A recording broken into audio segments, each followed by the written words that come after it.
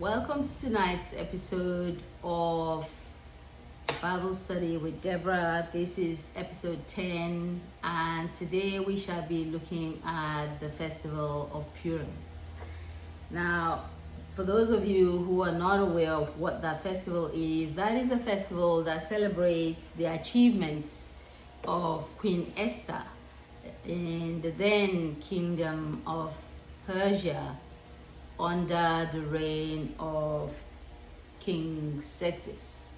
Now we know the story. The king holds a ball, and then they generally have a harem, and they like to show off the beauty of their wives, and they normally have several other concubines.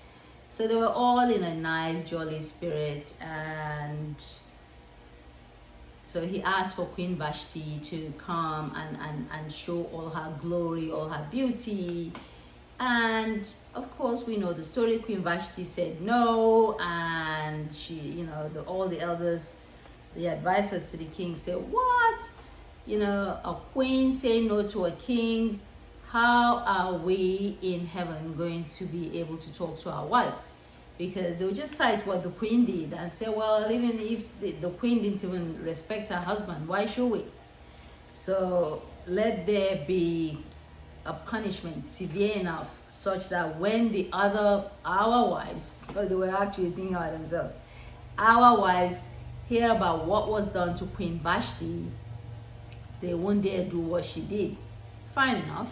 I mean, you don't, even if you're not a queen, I mean, if your husband says, come and say hi to my friends, I think it's just reasonable, unless if you are already on your way out of that marriage, which I guess she was.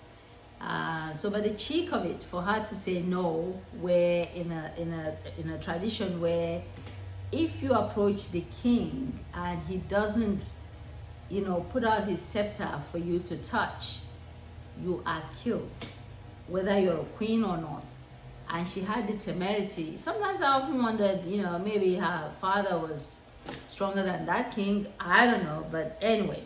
So we know the story how she saved the Jews, okay? And in the month of Nisan, Haman, who was one of the courtiers in the king's palace,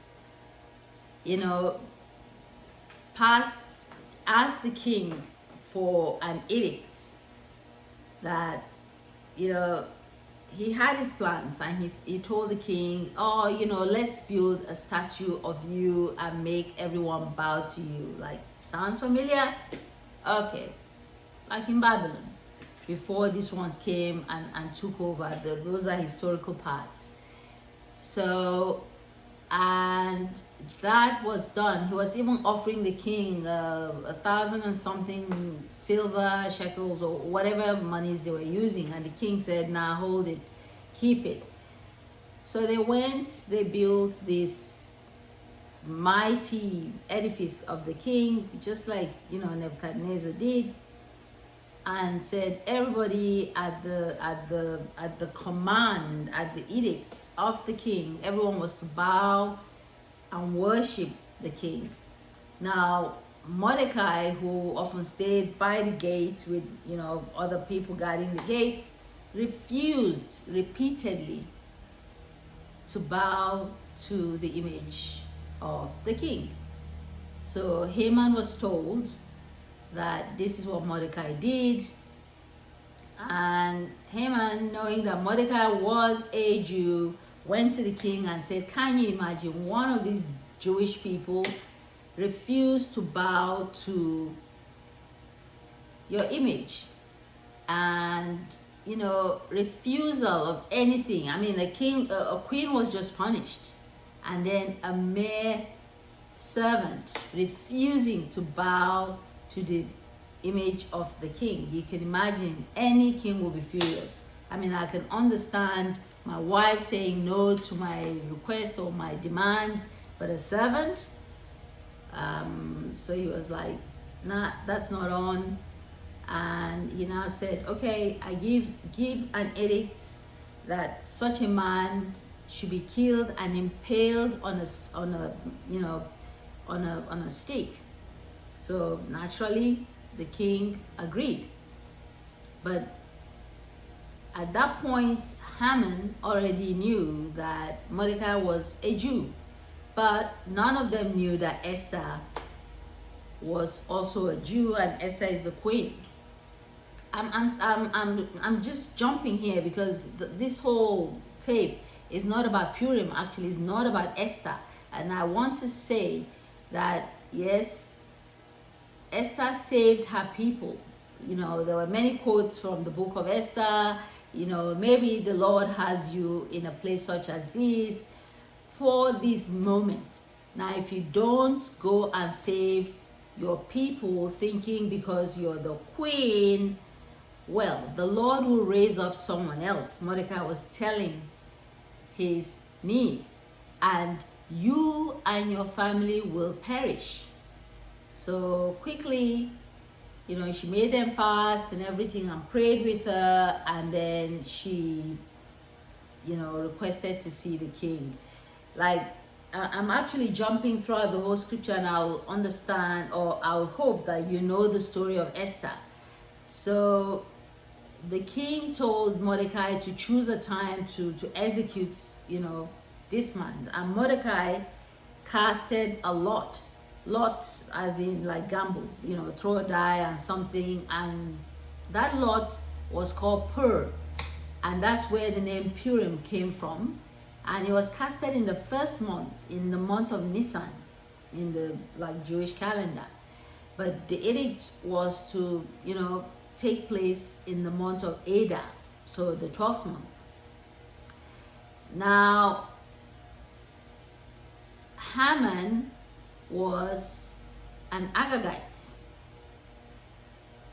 You'll ask me, you know, so what if he was an Agagite? You will have to go way back to the book of Exodus and Genesis to know who Haman the Agagite was. I remember when God said to kill the Amalekites and not to save anyone, any life, man, woman, old, young, child, animal, and not to take any of their things. The first king of the first king of Israel, which was Saul, who was of the tribe of Benjamin, had the chance. They routed the Amalekites, and King Agag, who was the king of the Amalekites, and don't forget the Amalekites, Amalek was the direct grandson of Esau. He had the chance to do what God asked him to do, but he spared Agag, the king. And he did not only spare Agag, they pillaged the palace and took items when the Lord told them to completely wipe them off the face of the earth. Now you think, what kind of God will do such a thing? Now that's a discussion for another day. So Agag escapes, and kind of you know, there were skirmishes here and there with the Amalekites and so on and so forth, because since they failed to do that, subsequent kings came, tried their best. David came, tried his best, but you know, 400 people ran away or whatever it was. So they ran away. So meaning the word of the Lord had not yet been complete. And then Amalek shows up in the book of Esther in the form of Haman the Agagite, the son of Hammedatha. Now, yes, a lot of Jews look at Purim as, you know, Esther saving the Jews, which is true and right. And in fact, just fun fact for you, the book of Esther is the only book in the Bible where God was not mentioned at all. Until this day in Israel, the festival or the feast of Purim, meaning to cast lots, because Haman casted lot to kill Mordecai. And then eventually when he realized that Mordecai was a Jew, he now was furious and he was mad, because don't forget, at that point the Jews were in exile.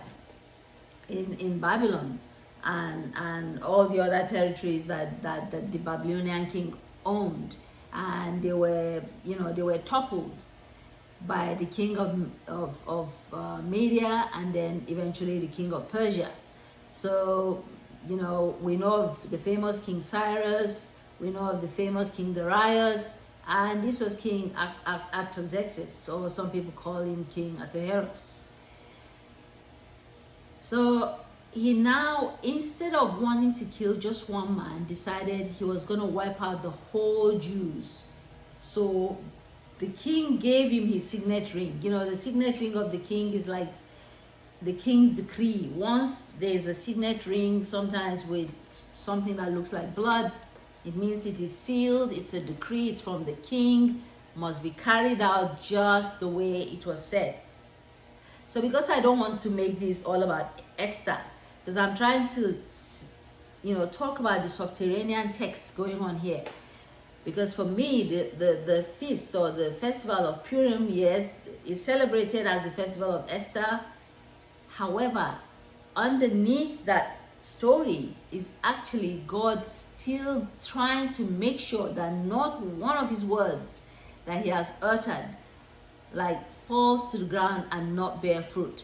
So you can see from Exodus, or Exodus somewhere there, where he commanded the Israelites to completely demolish the Amalekites, and they escaped one way or the other, only to show up further on during the exile in the form of Haman and his 10 sons. So naturally, the queen did what she did. She invited Haman and the king himself. She fasted first, obviously, and then she invited Haman and the king to a banquet just for the three of them. They ate, they drank, they were happy. And then the next day she invited him again. Oh gee, I'm pretty sure Haman's head must have been like 4 times the size of my head. He was super happy with himself. You mean, of all the king's courtiers, I am the only one, or the king courtsmen or whatever, I am the only one that she's invited to this awesome dinner with the king, or awesome banquet. So that happened like 3 times.